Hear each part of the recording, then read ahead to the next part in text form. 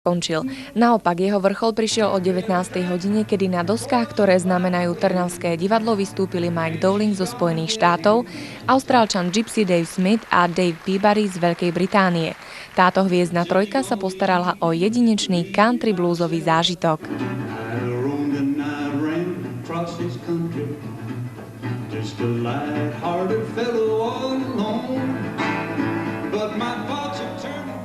Kvalitnými koncertami nabitý štvrtok pokračoval aj neskoro večer na kúpalisku Slavia. Na tramskú scénu tentokrát zavítali známe české kapely Nezmaří a COP. Ako prvý vyšli na pódium Nezmaří, ktorí v minulom roku oslávili 20 rokov. Aj to svedčí o tom, že si svoj názov zvolili veľmi správne. Z původní sestavy je celá pánská část. A nám se střídali jenom zpěvačky, vždycky odcházeli na mateřský dovolený a přicházeli jiný místo nich, takže těch se vystřídalo celkem se současnýma zpěvačkama, jich je 7 bylo v celé éře Nezmaru, ale pánská část je od zakládajících členů stále stejná, takže tam ta fluktuace nebyla. Už nějak neslouží, musíš jít dál. Cenný pro nás bylo před lety, když byla ta porta v Plzni, takže jsme získali ty porty nějaký, ale pak už víceméně jsme nesoutěžili, protože vlastně toho, co šlo, jsme dosáhli a dneska je pro nás vlastně takovým jediným cílem a odměnou hrát pro spokojený publikum a to se nám daří, takže to si myslím, že je ten hlavní cíl. Kapsu musíš jít, cíl tvůj je ze dne na den blíž. Přítel tvůj někdy oklamal, musíš jít dál. Jenom rukou mávni, čertu vzal, musíš jít dál. Jenom na sebe se spolehej, štěstí u druhých nehledej, musíš jít.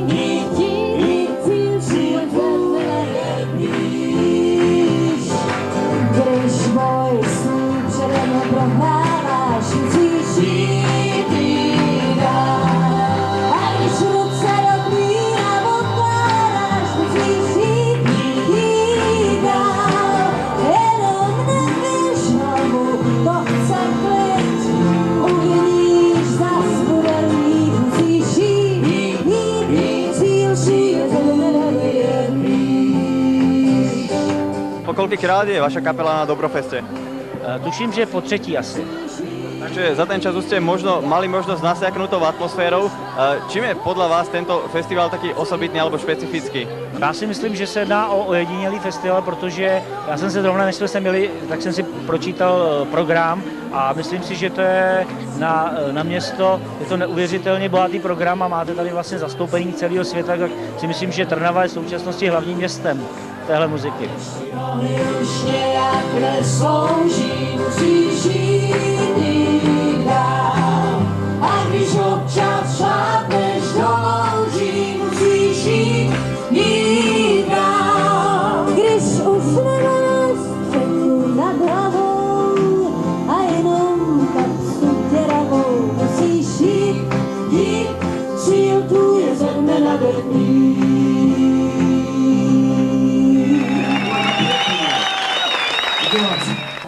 Tretí deň Dobrofestu završila na Slávii legenda českého bluegrassu skupina COP. Pravidelne sa zúčastňuje na takých festivaloch ako Svojšický slunovrat, Banjo Jamboree, Záhrada či Mohelnický dostavník. COP vydal 5 albumov a získal nejedno prvenstvo v kategóriách osobnosť, kapela a solista roka. Svojimi hudobnými kvalitami priviedol do varu aj trnavské publikum.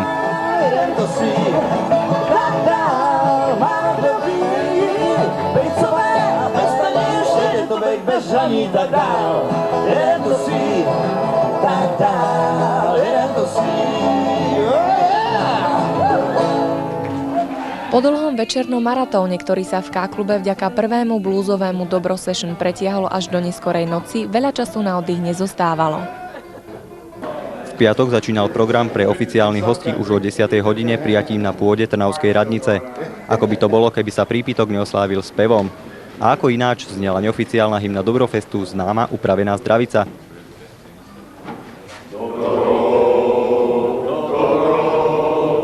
Dobro,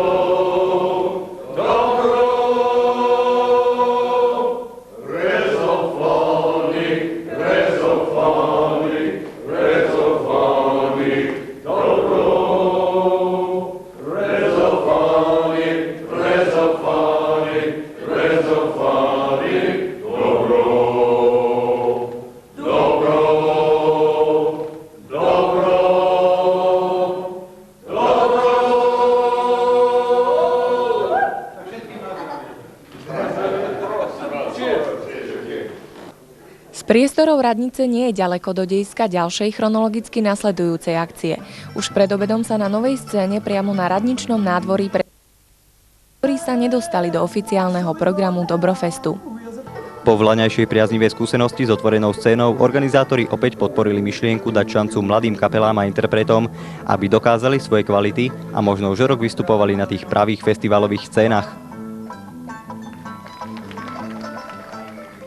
Iba krátko teraz nahliadnime do Domu hudby, kde o 14. hodine začínalo druhé zo série stretnutí so zahraničnými hostiami Dobrofestu. Tvárou v tvár sa tentokrát dostali návštevníci k Gypsy Dave Smithovi z Austrálie, Daveovi Smithovi z Veľkej Británie a usmievavému Američanovi žijúcemu v Paríži, Richovi Jonesovi.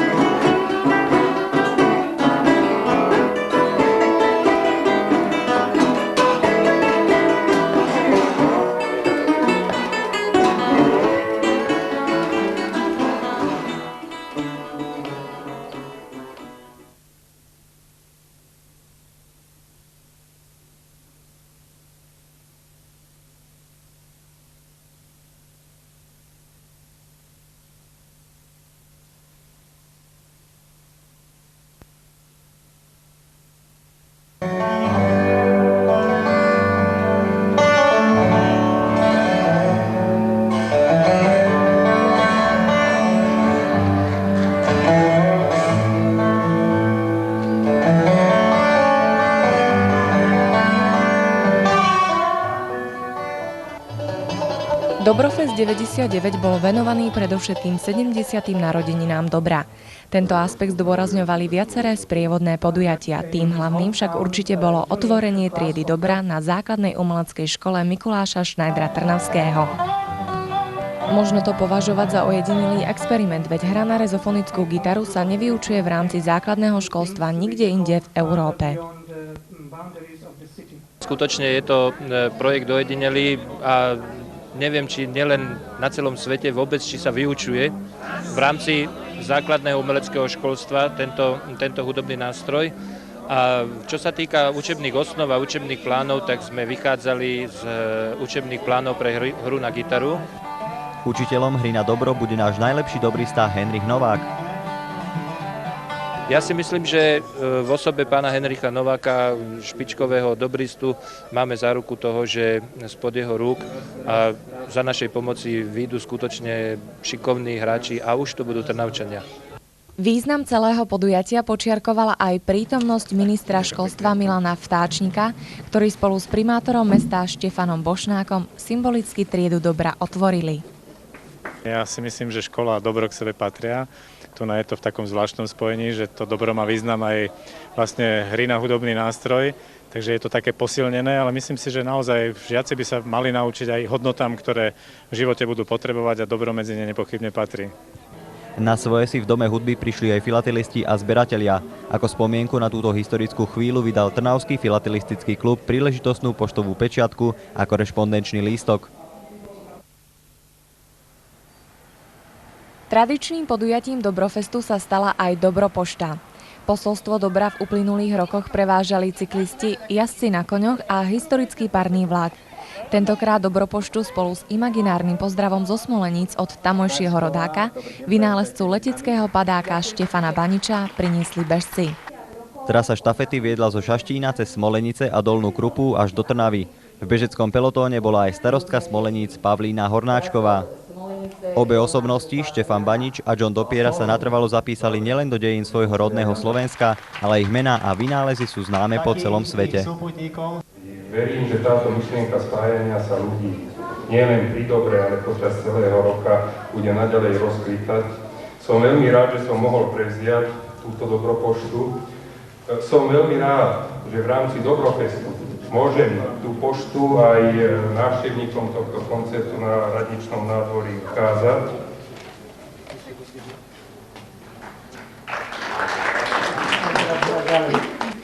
Krátko po dobehnutí bežcov s Dobropoštou začínalo o 14. hodine posledné z trojice stretnutí s hviezdami Dobrofestu s názvom Tvárou v tvár. Obsadenie bolo tentokrát skutočne hviezdne. Na otázky prítomných odpovedali Jerry Douglas so svojimi spoluhráčmi a fínska blúzová formácia Delta Blues Quartet Pepeho Alquista.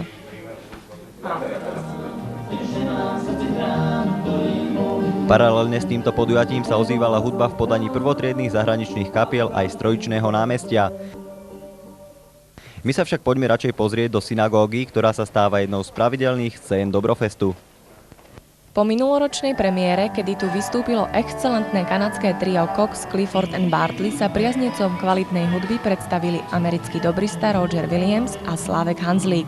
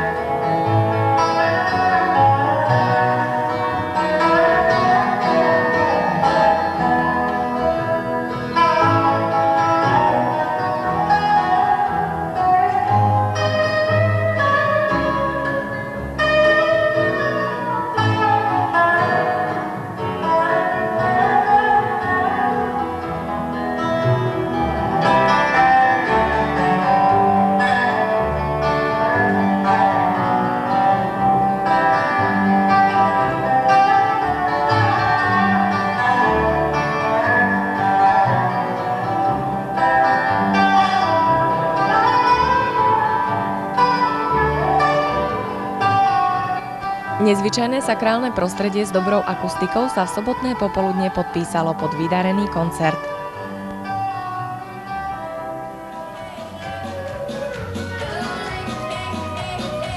Neodmysliteľnou súčasťou Dobrofestu sa stal festival country tancov. Už niekoľko rokov nad touto prehliadkou tanečných súborov drží režisérskú taktovku známy moderátor a šéf Slovenskej asociácie country tancov Vlado Grežo.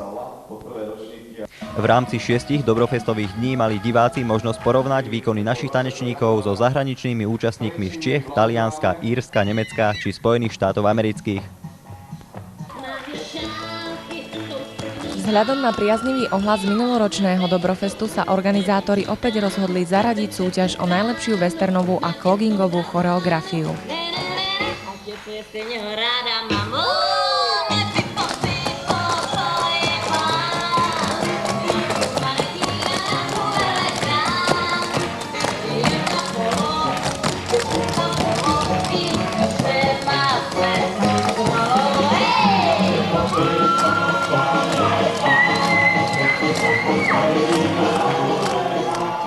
No a samozrejme priestor dostali aj mladé tanečné nádeje prostredníctvom podujatia Detský country tanečný festival.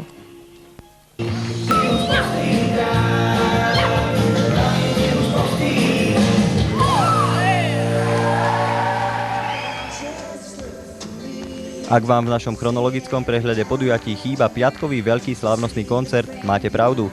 Keďže išlo o symbolické vyvrcholenie festivalu, zámerne sme si ho ako bombónik nechali pre túto chvíľu.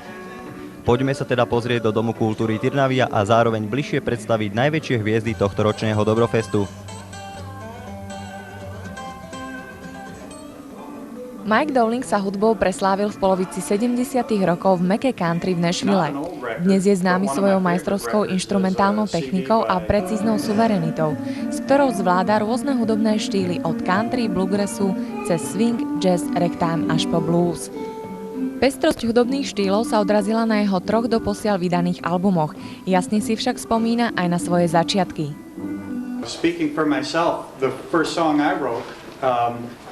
Hovoriac za seba, prvá pesnička, ktorú som napísal, bola country pieseň. Keď som sa začal zaujímať o gitaru, komponoval som piesne prispôsobené zvuku tohto hudobného nástroja.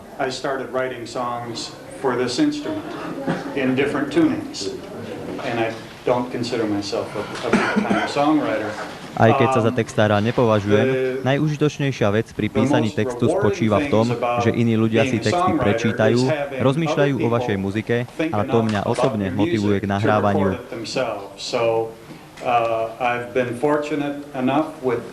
Bol som veľmi šťastný, keď piesne, ktoré sme zložili s mojou manželkou Jane, boli natočené vynikajúcimi umelcami ako Tim O'Brien, Kathy Mattea a National Bluegrass Band.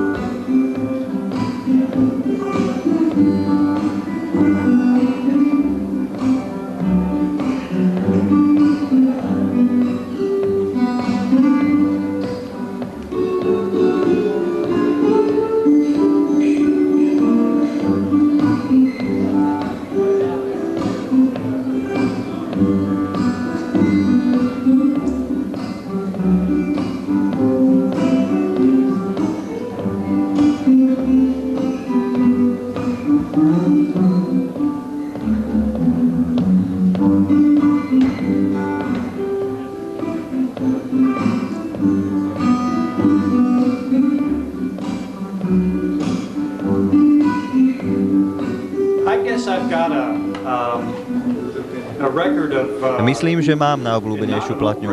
A nie je to nejaká stará platňa. Je to CD 2 mojich najobľúbenejších hudobníkov, Georgea Barusa a Joe Venudyho.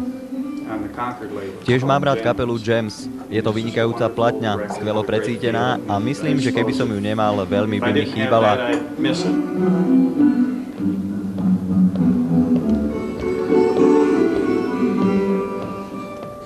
Mike Dowling si v štáte Wyoming otvoril školu hry na gitaru s názvom Wind River Guitar. Ja nielen hrám, ale predovšetkým učím. Takže v obidvoch prípadoch gitara je môj život. A je to dosť na to, aby mohol skonštatovať, že jeho súčasť